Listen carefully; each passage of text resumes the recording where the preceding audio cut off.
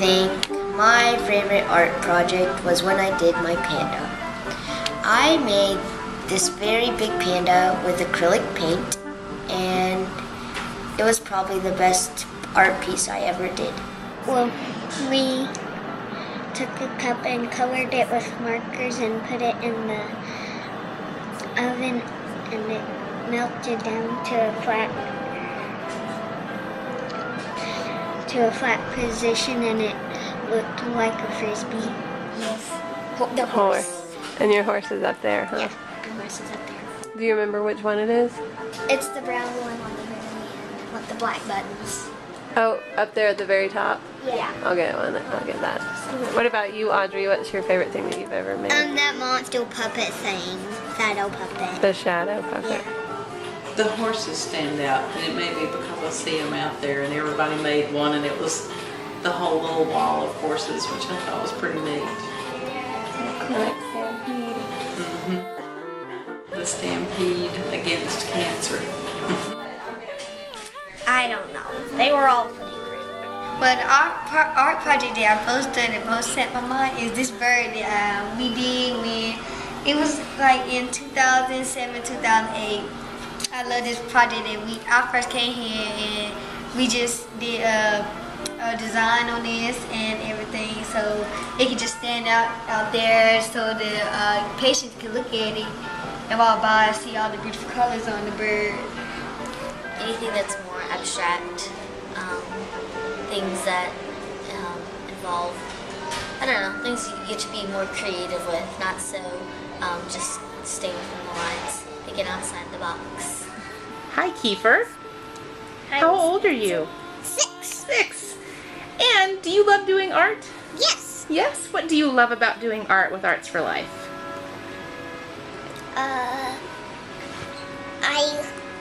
I like drawing. You like drawing? What's your favorite thing to draw with me?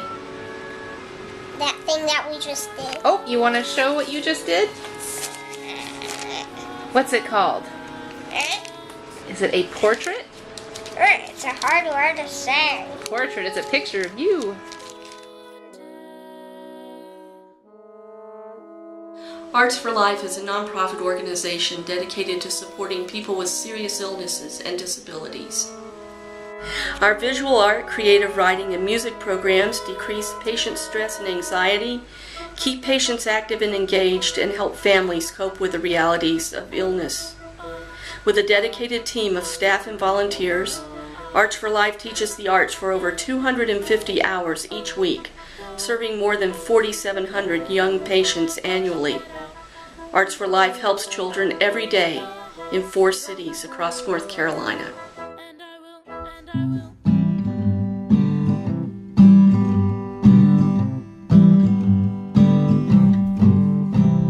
What can I draw with my crayons?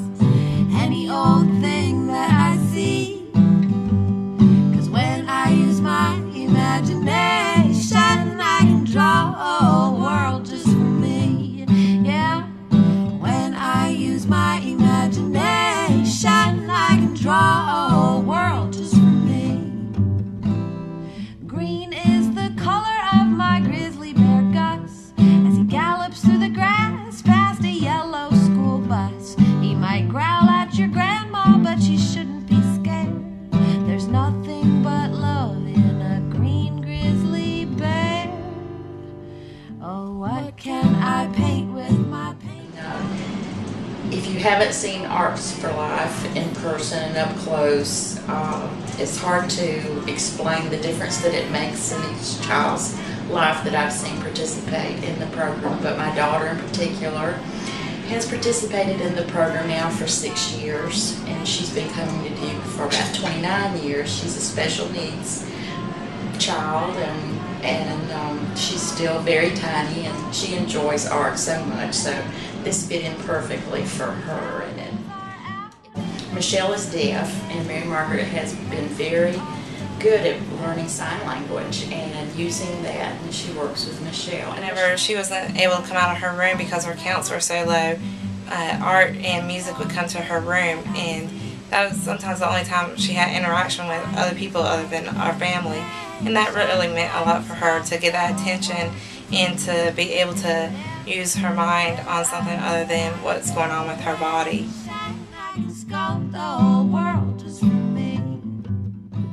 Any kid with ALL has treatment for at least 2 years, and so you really do get to watch kids grow up.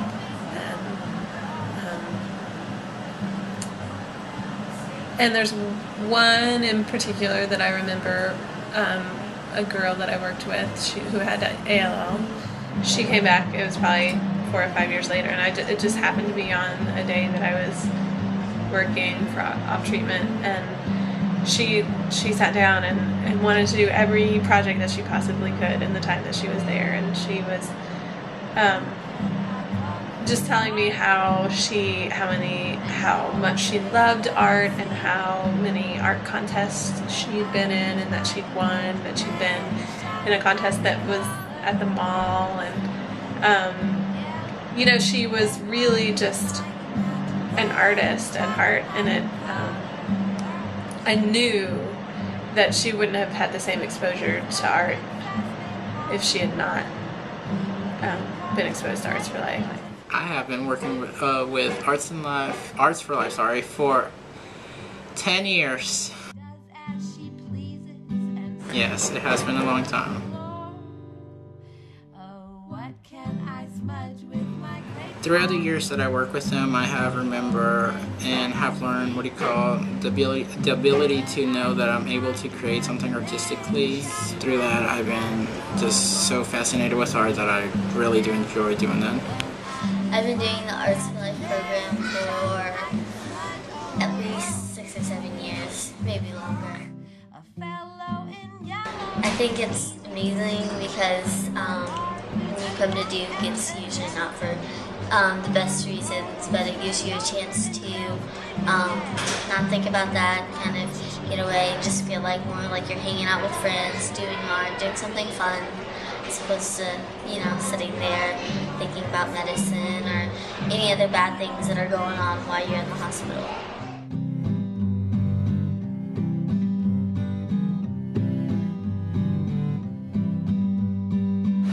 I think Arts for Life has been the most wonderful addition to our program since we've been here in Mission.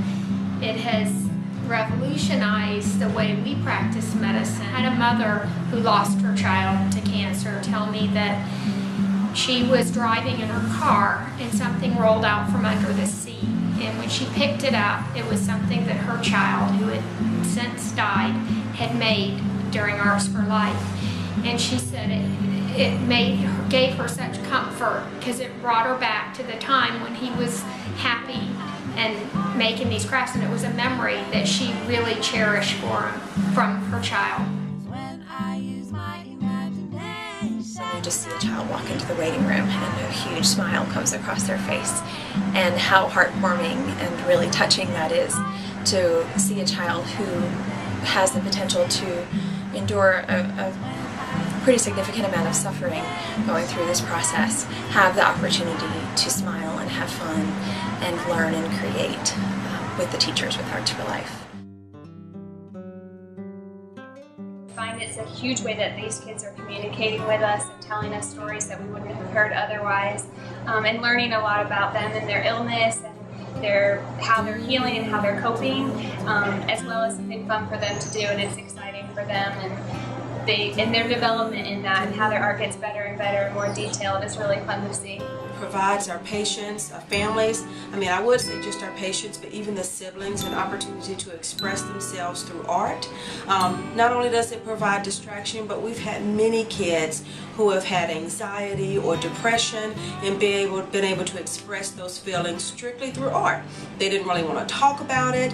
They didn't necessarily cry about it. Many times we found out that they were having some of those issues through their art, through their drawing, and then we were able to talk to them about that and be able to address some of those issues. It is an invaluable asset to Bloom Clinic. Arts for Life is we had one patient whose name was Justin, who would come in very frequently, grumpy and in a bad mood, and probably unaware of some of the feelings that he was dealing with. And Mary Margaret and through Arts for Life worked very hard to work with him, to get him to express some of those feelings at the art table, and that expression extended beyond that to build relationships with staff and to be able to really interact in a way that actually helped him through his treatment time here on the 4th floor. When we make music, I think a lot of times there is little that they can control in their world, but they can all be masters of their own artwork. And I see on a daily basis children's confidence levels soar, and they're proud of what they're doing, and they did it all by themselves. And the smile on a child's face as their artwork comes to life is, I think, the most rewarding part of my job. As a program director in Charlotte, I've seen a huge transformation in our patients. When we first started here, there wasn't Arts for Life. And so I've seen a program that was functioning and working for our pediatric patients, but not necessarily engaging their spirits and their creativity like Arts for Life does. And all of the kids have really been truly receptive to being able to create and do anything that they want to. We've given them control with a paintbrush, with colored pencils. We've given them control with guitars and drums, and just seeing the difference between when they first come into the clinic if they're anxious, and then how much it changes after they've worked with one of the Arts for Life teachers is incredible. Her mother told me after about a week of working with me, she started waking up around 1 a.m., 2 a.m. Do you think you could call Miss Betsy and see if she can come in right now? I feel like doing some arts and crafts. That's what she called it. She couldn't pronounce it arts and crafts. She pronounced it arts and crafts. And so we did arts and crafts every day for about 2 to 3 hours a day. She'd come out to the table. So I saw this very shy, very upset, nervous, an anxious little girl turn into this wide open, just bright, sunny, happy little girl that would tell all the other kids, you have to come do art, you have to come do art. And she would fill the tables just by telling the other kids in the clinic. And it's amazing to see what art does for these kids here. We've seen kids that have had intense complications during their treatment, and all they want to do and all that helps them get through is art. I've seen them do music lessons with a young guy who one of his biggest wishes was to have guitar lessons, and he actually got to have that in his final chapter of life, and that wouldn't have happened otherwise if Arts for Life wasn't here. The music teacher, Colin. Colin is a good teacher. He's fun, he likes to play, and he just does weird stuff, but it's really cool. Funny songs, silly songs, songs that he makes up like that, lots of stuff. Do they make you feel better? Yes, yes. And when I do art and music, it just takes my mind off the keyboard. Well, I just think it's a miracle every time a child smiles, their parents smile with them, and the first time that a child hits a drum is a miracle. The way they're fascinated by that sound, and the first time they strum a guitar is a miracle, and especially that dramatic change in the mood that occurs when the child even sees a musical instrument or hears music, and especially live music. And so that's one of the things that feels miraculous every time to me about working with the kids. And they may or may not be feeling so well. What they really want is just to hear some music, and usually a look that's sort of like frustrated, I'm tired of being here, is sort of like eased and relaxed. That's nice for patients who just want to listen, and that's what they're in the mood for. But I've also seen and worked with some patients who are having good days and feel up to playing, and sometimes they're a little bit skeptical at the beginning, and they're like, yeah, I'll give it a shot, I don't really play guitar, but maybe I'll try it. And by the end of it, they have really big smiles on their faces, and they're able to play, and they understand that, hey, just a little, a few tips, and I can make some music myself. Not only do patients get to create art, but the moms and dads and the grandparents and the brothers and sisters who are really struggling in this process too. They get to create art. I think about a patient that I have who absolutely loves the art table, and she got to bring her older sister in one day, and as soon as I met her older sister, she was just ecstatic to be in the hospital and ecstatic to be at the art table because she'd seen her sister come home with all these really cool pictures and these paintings, and she'd heard all these stories and she wanted to be part of it. And that seems like such a crazy foreign concept, that a kid who's not sick really wanted to be at the hospital to see what their sibling was doing. But that's kind of the beauty and power of what Arts for Life, I think, does. It's a great place for patients and parents to meet each other, and conversations are started and friendships are made, and it's a really special time, an opportunity for some patients to open up and share experiences. Sometimes patients have been through common experiences, and they might be able to get tips from each other or ideas, and it's a really neat way to make some new friends. Wish I was a bird, travel to new places that I've never been, see all the wonderful things that I've never seen throughout the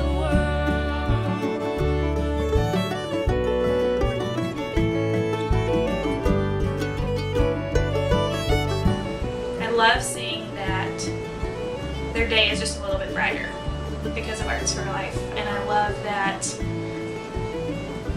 we get to be part of that. Arts for Life means many things to many people. For kids and families, it's often the only light in an otherwise dark and difficult time. It's creativity, discovery, and happiness when otherwise there is fear and anxiety. It's community and shared experience in an otherwise solitary journey. It's instilling a lifelong love of learning and appreciation for the arts.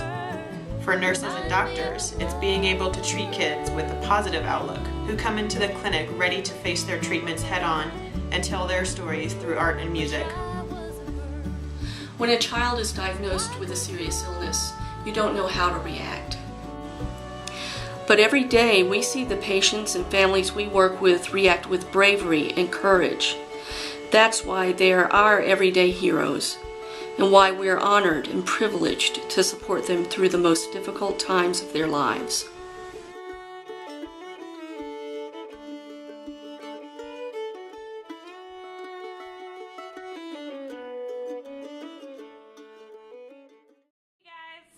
See ya!